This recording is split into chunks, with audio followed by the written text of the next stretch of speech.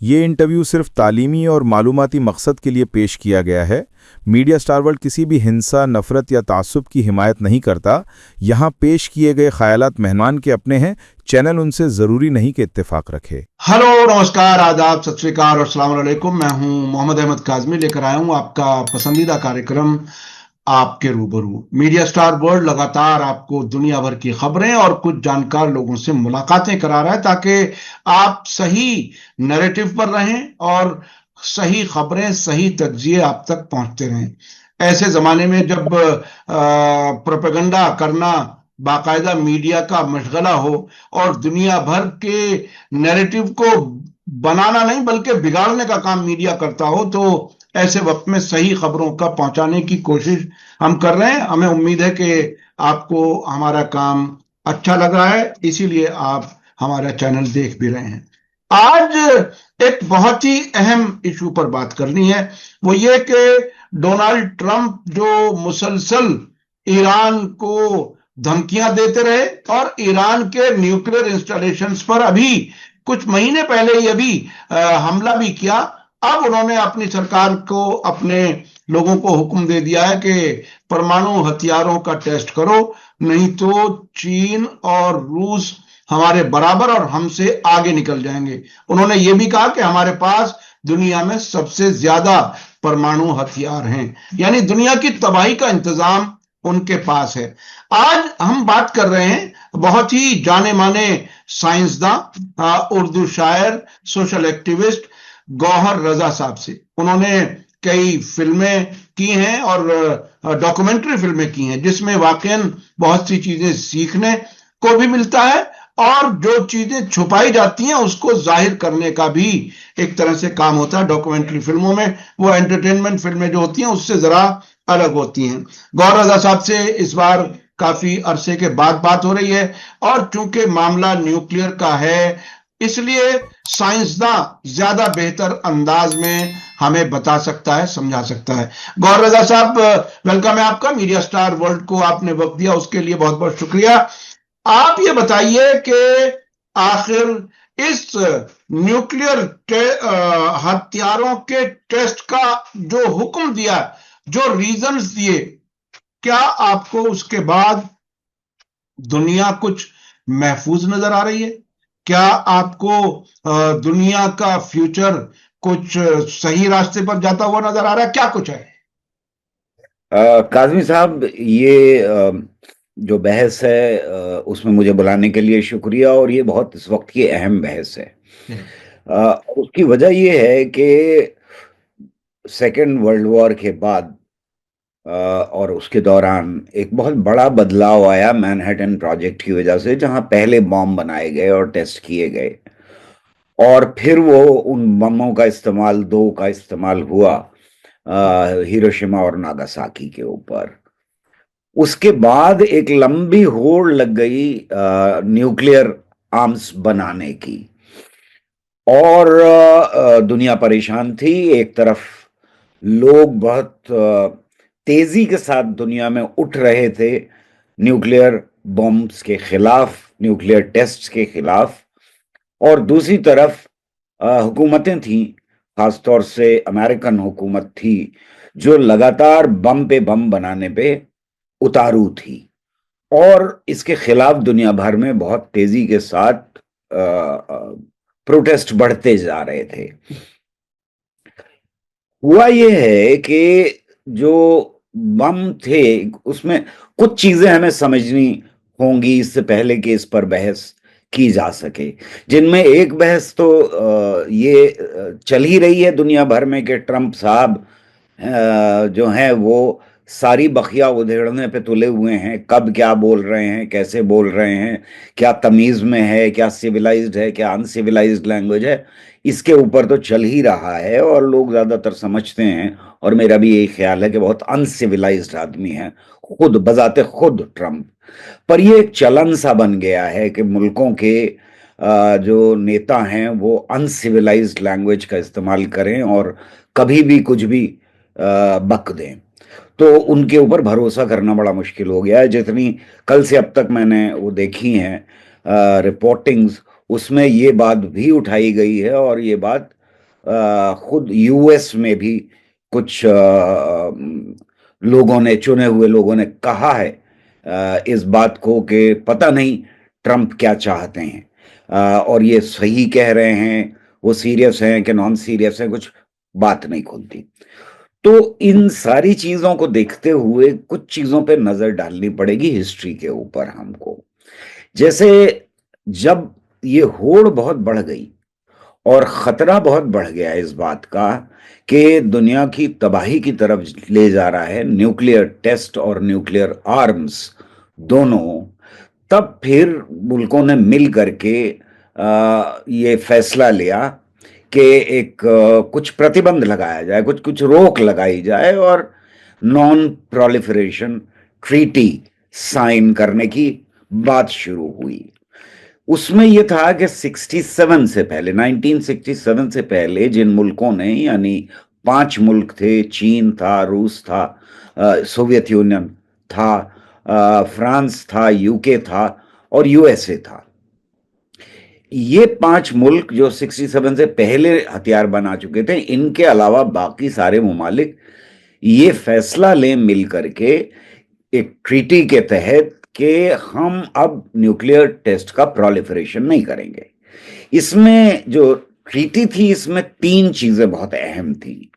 एक तो ये था कि न्यूक्लियर आर्सेनल जो है उसको कम किया जाए, यानी जो न्यूक्लियर टेस्ट से लेकर के न्यूक्लियर आर्म्स बनाने तक डिस्ट्रक्टिव चीजों के लिए, यानी न्यूक्लियर पावर को डिस्ट्रक्टिव चीजों के लिए ना इस्तेमाल किया जाए, इस पर रोक लगाया जाए, नंबर 1। नंबर 2 ये था कि डिस्ट्रक्टिव कैपेसिटी जो है वो जो उसको प्रिवेंट किया जाए, यानी कोशिश ये हो कि अब कोई नया मुल्क ना बनाए हथियारों को।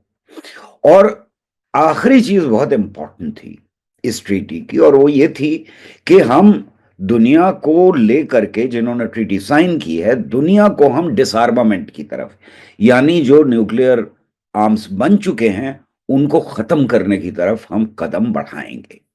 ये बात है 1967 से पहले के मुल्कों के बारे में बात की जा रही है। 70 में ये ट्रीटी लागू हो गई और इसमें दुनिया के लगभग 177 191 मुल्कों ने इस ट्रीटी को साइन किया। यानी पहली बात कही गई कि हम नहीं बनाएंगे हथियार, हम टेस्ट नहीं करेंगे, पीसफुल पर्पसेस के लिए इस्तेमाल किया जाएगा सिर्फ, और उसके साथ साथ जो मुल्क जिनके पास हथियार हैं वो अपनी कैपेसिटीज को कम करेंगे और इस तरफ ले जाएंगे कि हम न्यूक्लियर बॉम्ब्स ना बनाएं दुनिया के अंदर। ये है सिनेरियो जो एनपीटी का सिनेरियो कहलाता है। इस पर अमेरिका ने साइन नहीं किया,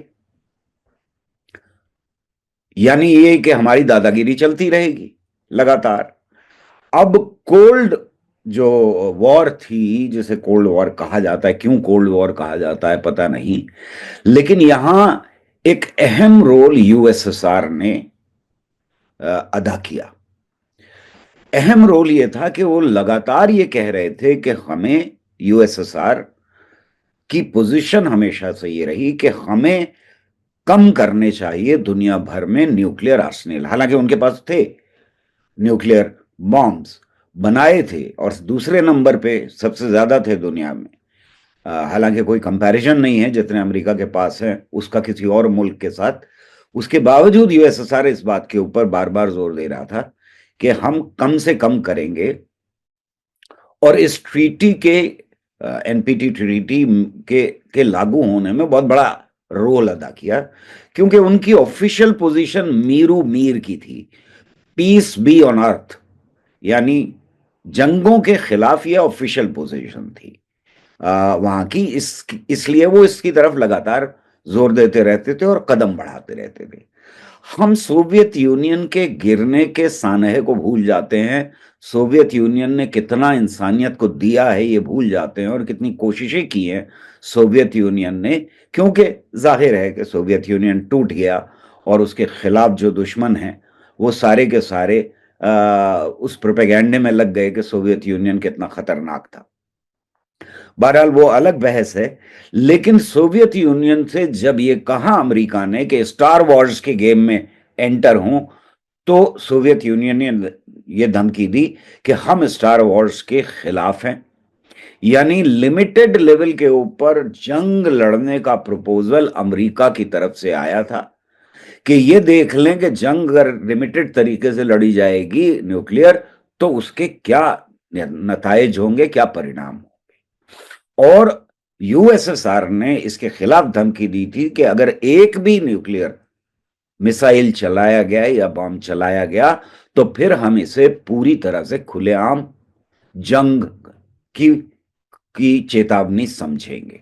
और इस वजह से वो न्यूक्लियर स्टार वॉर्स प्रोग्राम जो अमेरिका का था, वो पूरा का पूरा खत्म करना पड़ा उनको सोवियत यूनियन की धमकी की वजह से।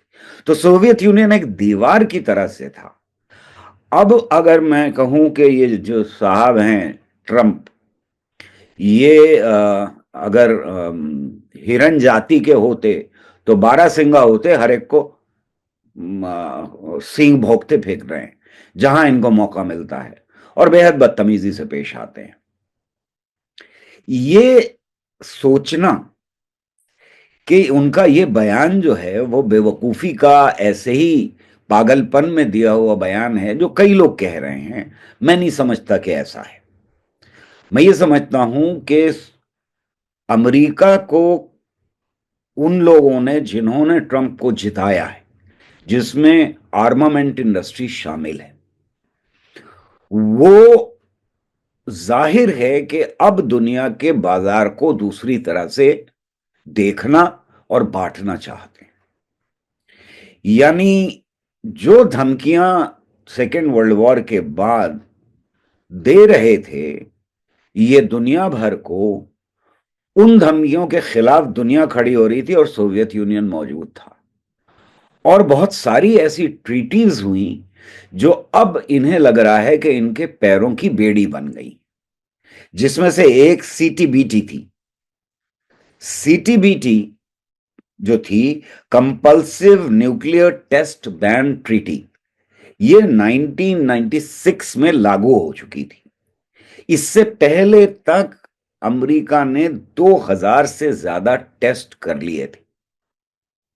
2000 टेस्ट का मतलब, अभी मैं आता हूं उसके ऊपर के टेस्ट का क्या मतलब होता है, इसके ऊपर रोक लगी। अब ये भी उनके पैरों की बेड़ी बन गई।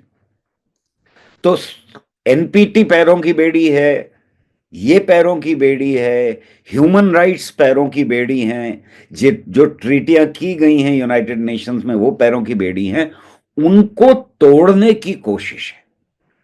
ट्रंप का ये बयान इस तरफ हमें हमारा ध्यान दिलाता है कि अब अमेरिका इन सारी ट्रीटीज को, जो मानवता ने हजारों साल में यहां तक पहुंची थी मानवता कि ये ट्रीटीज की जा सकें, और कुछ इंटरनेशनल लेवल के ऊपर जंग के खिलाफ, न्यूक्लियर आर्म्स के खिलाफ, आर्मामेंट के खिलाफ, मिसाइल्स के खिलाफ, टेस्ट के खिलाफ खड़े हो सके हम, और एक मुआहदे पर पहुंच सके। अब इसके खिलाफ अमेरिका की इंपीरियलिज्म जो है वो उसे बर्दाश्त करने को तैयार नहीं है। ये बात हमको इजराइल ने जिस तरह से बर्बरता के साथ लोगों को के ऊपर बॉम्बिंग की है, यूनिवर्सिटीज के ऊपर, स्कूलों के ऊपर, खुद यूनाइटेड नेशंस के कैंप्स के ऊपर, अस्पतालों के ऊपर, बच्चों के ऊपर, औरतों के ऊपर, तो वहां पर ये टेस्ट किया जा रहा है कि उन ट्रीटीज को किस तरह से हम नकार सकते हैं और ये कह सकते हैं कि हम मानेंगे ही नहीं। ये भी उसी डायरेक्शन में एक कदम है। मैं इजराइल को अमेरिका का एक हिस्सा मानता हूं, और वहां जो टेस्ट है उसी पॉलिसी के तहत ये बयान भी मुझे साफ दिखाई दे रहा है कि हम अब पुरानी ट्रीटीज को मानने को तैयार ही नहीं। अब आते हैं इसकी टेक्निकल चीज के ऊपर, थोड़ा सा ध्यान दें। आज दुनिया में मैं इस बीच में थोड़ा सा एक चीज क्लैरिफिकेशन चाह रहा हूं। ये जो आपने बताया 1967 से पहले 5 मुल्कों ने न्यूक्लियर हथियार बना लिए थे, जो 5 मुल्क सिक्योरिटी काउंसिल में वीटो के हकदार भी हैं। तकरीबन बिल्कुल ऐसा लगा कि जिनके पास हथियार थे उनके पास दादागिरी थी, पूरी दुनिया को चलाने की या ना चलाने की सारी चाबियां उन्हीं के पास पहुंच गई। दूसरी बात जो मैं समझना चाह रहा हूं, इस पर एनपीटी पर ना करने वालों में आपने अमेरिका का नाम बताया। इजराइल उस 5 से अलावा है, लेकिन इजराइल ने भी एनपीटी पर साइन नहीं किया। क्या बाकी जो 5 मुल्क हैं उनमें से भी कुछ और मुल्क हैं जिन्होंने साइन ना किया हो एनपीटी पर? नहीं, और मुल्कों ने साइन किए थे। हाँ, जी जी जी जी। तो मतलब हमारे देश ने भी साइन किया है जी जी जी एनपीटी, और हाँ, हिंदुस्तान ने भी साइन किया जी है, जी पाकिस्तान ने भी साइन किया, इसके बावजूद के हमारे यहाँ भी बनाए गए और टेस्ट हुए, और हाँ, पाकिस्तान में भी बनाए गए और टेस्ट हुए। हम्म, तो कहीं कहीं उसके ऊपर जब भी हुआ तो बहुत सख्त रिएक्शंस आए। ईरान के ऊपर उसकी ट्रीटी को लेकर के और उन्हीं चीजों को लेकर के सब कुछ किया जा रहा है। ईरान को जो ईरान धमकियां तो रोज दी एनपीटी जा का हिस्सा है, ईरान तो एनपीटी का हिस्सा है बाकायदा। तो धमकियां हैं जी जी उसको जी जी जी लगातार, जी और जी ये खुद कह रहे हैं कि हम टेस्ट हम्म, शुरुआत करेंगे। जी जी जी जी जी मॉरल पोजीशन के ऊपर बाद में बात करते हैं, थोड़ी सी ये समझ लेते हैं कि ये बम है क्या। हाँ हाँ जी जी मैं तो हथियारों के खिलाफ हूं, हाँ ऐसे भी हथियार हों, चाहे तमंचा ही क्यों ना हो, मैं उसके खिलाफ हूं। हम्म हथियार सिर्फ एक काम करते हैं और एक काम के लिए बनाए जाते हैं, यानी जिंदगी को खत्म करने का। हथियार का और कोई काम नहीं होता, यानी वो कुछ प्रोड्यूस नहीं कर सकते। आप ट्रैक्टर बनाते हैं तो आप खेत जोत सकते हैं, उससे उससे बिल्कुल सामान उठा के उधर ले जा सकते हैं। हथियार जो है वो सिर्फ और सिर्फ जिंदगी को खत्म करने की चीज है।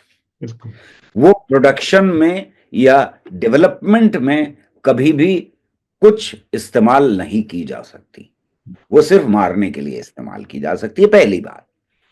दूसरी बात, न्यूक्लियर हथियारों में क्या फर्क है और कन्वेंशनल हथियारों की।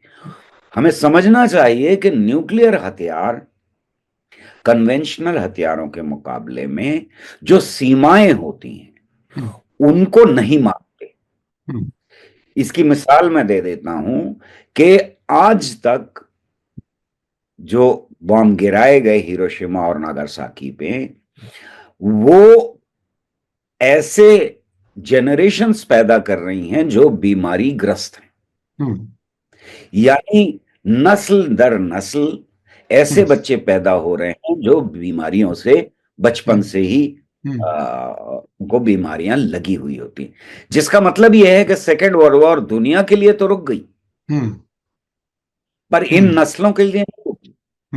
वो आज भी सेकेंड वर्ल्ड वॉर से लड़ रहे हैं। बिल्कुल बिल्कुल यानी न्यूक्लियर टेस्ट जो है वो टाइम की सीमा को नहीं मानती। हम्म अब मान लीजिए कि ऐसा ना हो, लेकिन हमारे बॉर्डर पे पाकिस्तान या हम पाकिस्तान पे हमला करते हैं और एक न्यूक्लियर बॉम्ब फोड़ते हैं, तो सिर्फ उनको नुकसान नहीं होगा, हम्म वहां से हमारे बॉर्डर मिलते जुलते हैं, तो हमें भी रेडिएशंस झेलने पड़ेंगे। तो ये जो मुल्कों की बाउंड्रीज है उसे भी नहीं मानते, तो टाइम की बाउंड्री नहीं मानते, ये देशों की बाउंड्री नहीं मानते। अगर 5-6 बड़े मेगाटन के आज जो बॉम्ब्स हैं यूरोप में गिराए जाएं तो उनका असर दुनिया के हर मुल्क के ऊपर पड़ेगा। यानी अगर जमीन पर गिराया जा रहा है बम, तो पानी भी दूषित होगा, बिल्कुल समंदर भी दूषित होंगे। तो जो कन्वेंशनल हथियार थे उनकी सीमाएं थी, ये वो सारी सीमाएं तोड़ देते हैं। ये अगर आप सिर्फ मिलिट्री इंस्टॉलेशन पे गिराना चाहते हैं तो ऐसा नहीं है कि मिलिट्री इंस्टॉलेशन गिरेगा, पूरा शहर तबाह होगा। तो जो ट्रीटी है कि भाई दो मुल्कों में अगर जंग हो रही है और वो दो फौजों के बीच में होगी, तो ये सीमा भी नहीं मानते। तो ये सारी सीमाएं जितनी भी कन्वेंशनल हथियारों की थी, वो सारी सीमाएं ये खत्म हो जाती हैं। न्यूक्लियर हथियार की पहली प्रॉब्लम। न्यूक्लियर हथियारों में दो मेजर तरह के हथियार हैं, एक जो फिशन से चलते हैं और दूसरे फ्यूजन से। फ्यूजन वाली डिवाइसेस को हम नॉर्मली थर्मोन्यूक्लियर डिवाइस कहते हैं। तो जो कन्वेंशनल हथियार थे, न्यूक्लियर वाले हथियार की बात कर रहा हूं, जो शुरुआत में लिटिल बॉय और fat man, little boy Hiroshima पे गिराया गया, उसकी जो क्षमता थी वो 15 किलोटन टीएनटी थी। हम टीएनटी में नापते हैं हाँ उसको, किसी भी हथियार की क्षमता को। जी जी कन्वेंशनल हथियार की क्षमता भी टीएनटी में ही नापी जाती, और इसकी भी नापी जाती है। और जो नागासाकी पे चलाया गया वो 21 किलोटन टीएनटी था। किलो टन टीएनटी, किलो या राइट। जी तो ये जो थे, ये दोनों ही फिशन हथियार थे, और इनमें यूरेनियम प्लूटोनियम यूज किया गया था।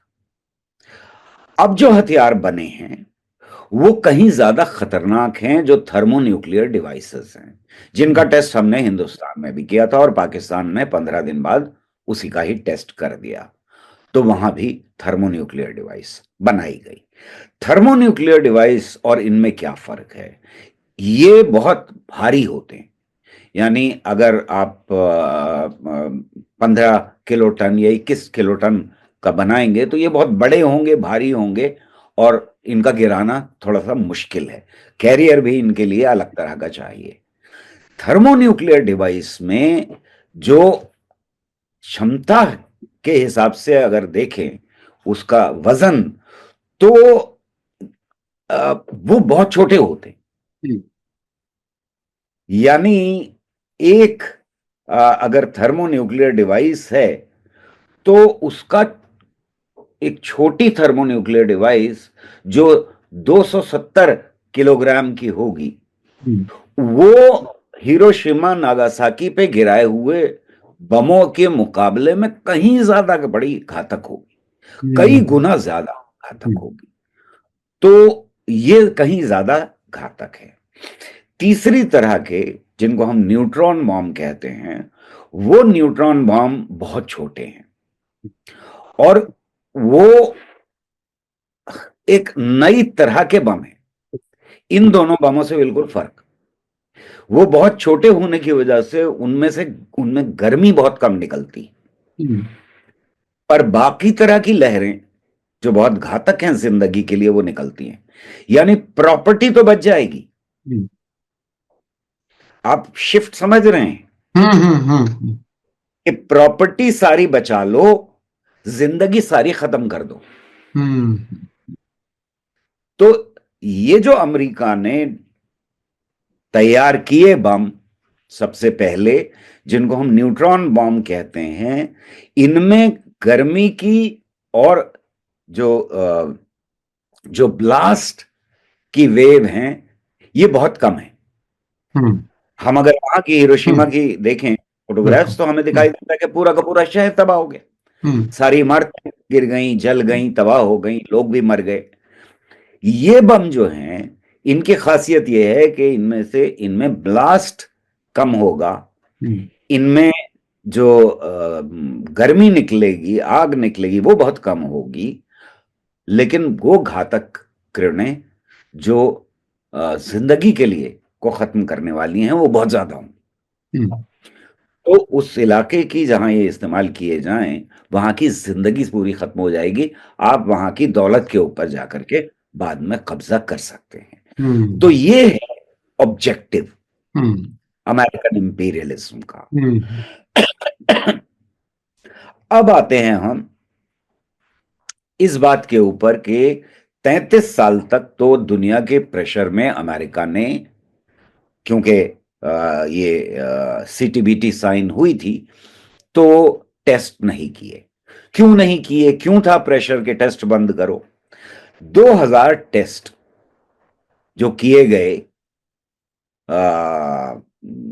यानी 1945 से लेकर के 1996 तक अमेरिका में खाली, बाकी दुनिया को छोड़ दीजिए, सिर्फ अमेरिका में जो टेस्ट किए गए, तो 2000 टेस्ट का मतलब यह है कि 2000 डिवाइसेस एक्सप्लोड की गई। अगर 2000 डिवाइसेस एक्सप्लोड की जा रही हैं अलग अलग जगहों के ऊपर या किसी एक जगह के ऊपर, तो उस जगह की अपनी तबाही तो एंश्योर कर ली गई, राइट? वहां तो बम फाड़े ही जा रहे हैं ना 2000। बिल्कुल बिल्कुल भाई जहां टेस्ट किया जा रहा है वहां बम तो फट ही रहा है ना, बिल्कुल बिल्कुल आप टेस्ट कर रहे हैं। अब क्या परेशानी है कि ये सिर्फ वहीं नहीं रहता, कोशिश की जाती है कि इसको कंटेन किया जाए टेस्ट के दौरान, लेकिन जाहिर है कि वहीं रेडिएशंस नहीं रहेंगे, रेडिएशंस फैलते हैं, कम से कम होंगे लेकिन फैलेंगे जरूर। तो जितने ज्यादा टेस्ट किए जाएंगे उतना कंटामिनेशन दुनिया में, धरती के ऊपर बढ़ता चला जाएगा। लेकिन क्यों जरूरत है इसकी? इसकी दो मेजर जरूरतें। एक तो ये कि आप टेस्ट करके नई तरह के बॉम्ब्स बना सकते हैं, यानी आपकी जितने ज्यादा टेस्ट करेंगे उतनी ज्यादा कैपेबिलिटी बढ़ती जाएगी, जो हमें दिखाई दिया है आज दुनिया में। अमेरिका के पास, रूस के पास, दोनों के पास मालूम है कि कई मेगाटन के टीएनटी के एक एक बॉम्ब मौजूद। अब इन हालात में जब आप टेस्ट करते हैं तो एक दो तीन चीजों के लिए किया जाता है। पहली चीज ये कि उसकी कैपेसिटी कितनी बढ़ाई जाए, दूसरी चीज ये कि कितना उसका वजन घटाया जाए ताकि छोटे से छोटे मिसाइल्स में उनको लोड किया जा सके। तीसरी चीज टेस्ट करने की इसलिए जरूरत पड़ती है कि क्या अगर उनको जमा करके रखा गया है, यानी इस्तेमाल नहीं हो रहे लेकिन जमा किया हुआ है आपने, तो उसमें क्या प्रॉब्लम्स आ रही हैं, क्या करोजन हो रहा है, क्या रेडिएशंस की वजह से कितने रेडिएशंस निकल रहे हैं, एस्केप हो रहे हैं, और किस मुद्दत के बाद, जहां आपने रखा है मुद्दत के बाद करोजन अगर हो गया तो क्या वो रेडिएशंस बाहर जा रहे हैं या नहीं, और कितने जा रहे हैं। यानी उनको सेफली रखना भी बहुत जरूरी है, क्योंकि आपने रखा हुआ है अपने पास। अब वो वही है कि आपने घर में तमंचा रखा हुआ है, किसी बच्चे ने चला दी, तो उससे आप सेफली रखने की कोशिश करेंगे ना। तमंचा रख तो लिया आपने, बिल्कुल बिल्कुल हम रख लिया, कहीं वो अपने को ही तो नुकसान नहीं पहुंचा रहा लगातार, कहीं वो रेडिएशन जहां जमा है वो।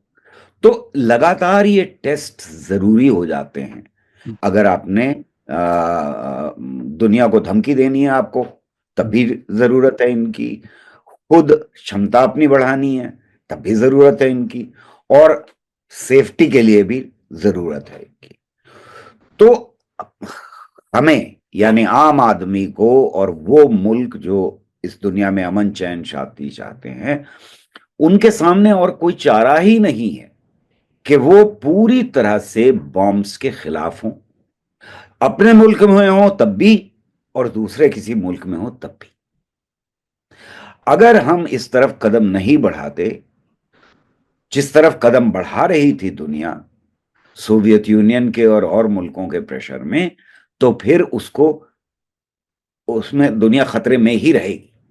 आपने शुरू में सवाल किया था कि क्या आप कम खतरा महसूस कर रहे हैं। कि बात, कोई भी असलहा खतरा बढ़ाता है, क्योंकि जब आपके घर में चाकू होगा तो आप चाकू इस्तेमाल करेंगे। बिल्कुल बिल्कुल बिल्कुल आप चाकू का इस्तेमाल हो सकता है कि इसलिए कर रहे हो कि फल काटा जाए, लेकिन कोई जुनूनी पैदा हो गया घर के अंदर तो वो चाकू का गलत इस्तेमाल भी कर सकता है।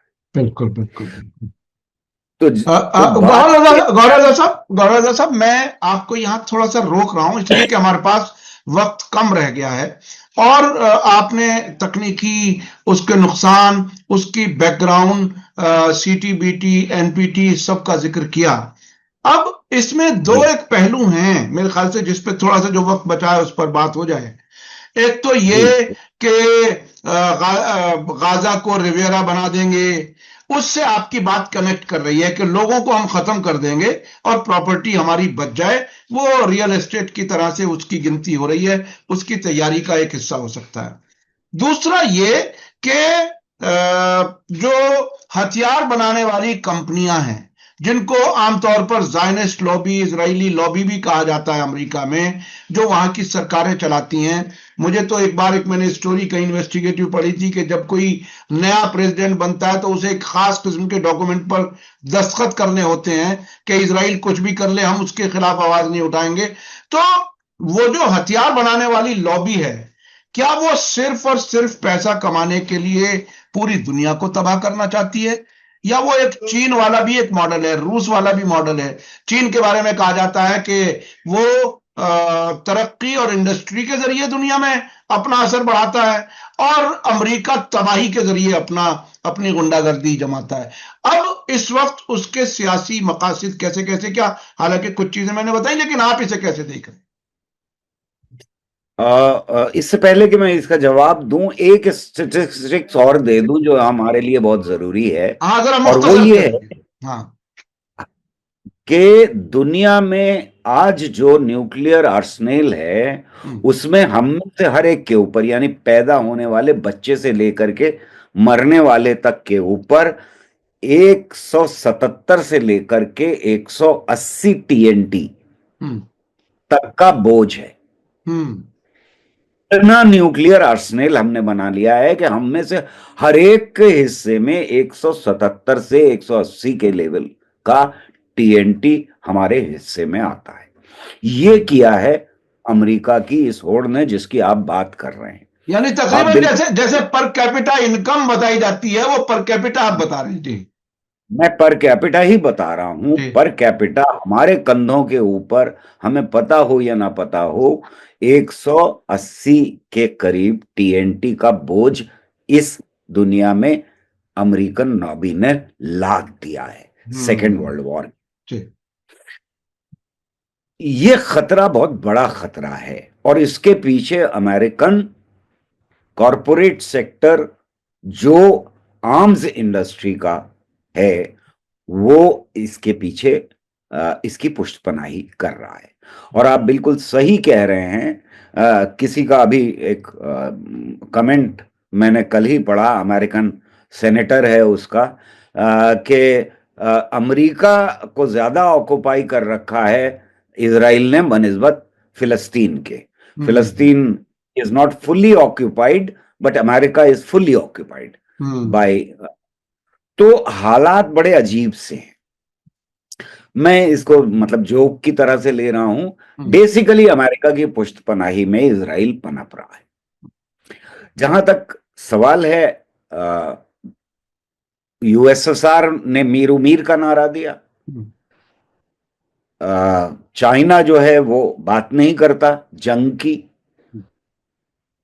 वो आप बिल्कुल सही कह रहे हैं कि वो जंग के मसले के ऊपर हमेशा खामोशी इख्तियार करते हैं, और जो डेवलपमेंट है, विकास है, उसकी तरफ कदम बढ़ाते हुए दुनिया में अपना असर बढ़ा रहे हैं। सेकंड लार्जेस्ट इकोनॉमी बन गए हैं, वो थ्रेट बन गए हैं इकोनॉमी के लिए अमेरिकन। वो डॉलर की कीमत को डिसाइड करने वाली कौम बन गई है, मुल्क बन गया है। बातें होने लगी हैं कि डॉलर में ही क्यों ट्रेड की जाए इंटरनेशनल, चीन के असर में आकर के। तो ये सारी चीजें एक तरफ हो रही, और दूसरी तरफ जो आप कह रहे हैं कि ये आर्मामेंट इंडस्ट्री जो है वो क्यों तिलमिलाई हुई इस वक्त, और ट्रंप को ये बयान क्यों देना पड़ रहा है, ये सवाल बिल्कुल जायज सवाल है। बिल्कुल बिल्कुल। और इस वक्त क्यों देना पड़ रहा है? मतलब ये कि चाइना में वो जाने थे मीटिंग से पहले, वो ये बात कह रहे हैं, तो वो असल में ये बताने की कोशिश कर रहे हैं कि कुछ भी हो, यानी चाइना या रूस या जो एक्सेस बन रही हैं अलग अलग और बिगड़ रही हैं, कुछ बन रही हैं कुछ बिगड़ रही हैं, ब्रिक्स बनी हैं, उसमें भी परेशानियां कुछ खड़ी हो गई। इंडिया पहले बहुत एक्टिव था, फिर वो कदम पीछे हटाने पड़े। अमेरिका को धमकी दी हमने, अमेरिका ने वापस धमकी दे दी, तो कदम पीछे हटाने पड़े। तो ये बहुत टर्निंग पॉइंट है इंटरनेशनल हिस्ट्री में, जिसको हम देख रहे हैं इस वक्त। तो वापस लौटते हैं चाइना की तरफ। ये चाइना को और बाकी देशों को धमकी दोबारा वही दी जा रही है जो इससे पहले रूजवेल्ट के जमाने में बॉम्ब गिरा करके दी गई थी जी जी।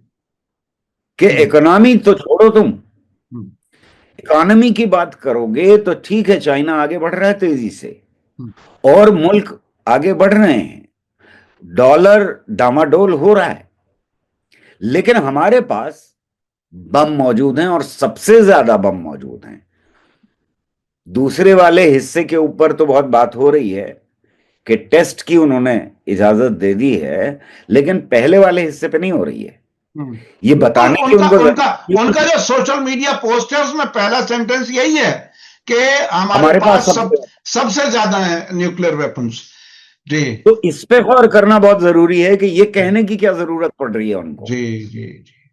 ये किसी मकसद से कह रहे हैं वो कि हमारे पास सबसे ज्यादा बम है, याद दिला रहे हैं वो कि इकोनॉमी को छोड़ो, हमें धमकी मत दो। ये जो एक्सेस तुम सब बना रहे हो मिल करके, इनमें से बहुत खिलाफ हमारे उठ रही है दुनिया की अवाम और दुनिया के मुल्क। ये सब छोड़ो, इस पे ध्यान दो कि हमारे पास सबसे ज्यादा बॉम्ब है और हम फिर टेस्ट शुरू करके इससे भी ज्यादा बॉम्ब बनाएंगे और इससे भी ज्यादा घातक बॉम्ब बनाएंगे। यानी तकरीबन ऐसा है, माफ कीजिएगा वक्त बिल्कुल खत्म होने जा रहा है, तकरीबन ऐसा है कि जैसे कुछ लोगों की पंचायत चल रही हो और अचानक एक आदमी उठे पिस्टल लेकर के और सबको मारने की धमकी दे, तकरीबन ऐसी हालत। तो अच्छा एक चीज और भी है इसमें ऑब्जर्व करने वाली। इस 2 साल की जंग में जो तजर्बे हुए उसमें बीच में एक बार यह वाकया भी हुआ कि डोनाल्ड ट्रंप ने अपनी आर्म्स इंडस्ट्री को कहा कि साहब ईरान जैसा ड्रोन बनाओ, ईरान जैसी मिसाइल बनाओ, सस्ती भी है और काम भी बहुत अच्छा करती है, और तुम 3 मिलियन और 4 मिलियन का बनाते हो, वो $3000 का बना देते हैं। तो क्या आप, बिल्कुल आखिर में मैं पूछना चाह रहा हूं, क्या वो जो ईरान ने सस्ते हथियार बनाने का चक्कर शुरू कर दिया और 50 से ज्यादा मुल्क उनसे या तो खरीद रहे हैं या खरीदने की कतार में खड़े हैं, तो क्या वो भी थ्रेट ईरान दे रहा है उनकी आर्म्स इंडस्ट्री को? क्या वो भी बेचैनी है? रूस और चीन तो अपनी जगह बहरहाल बड़ी ताकतें हैं ही, लेकिन ये जो सस्ता कारतूस बेचने वाला बाजार में आ गया, क्या उससे भी खतरा बढ़ा? नहीं, खतरे तो कई तरह के हैं उनको।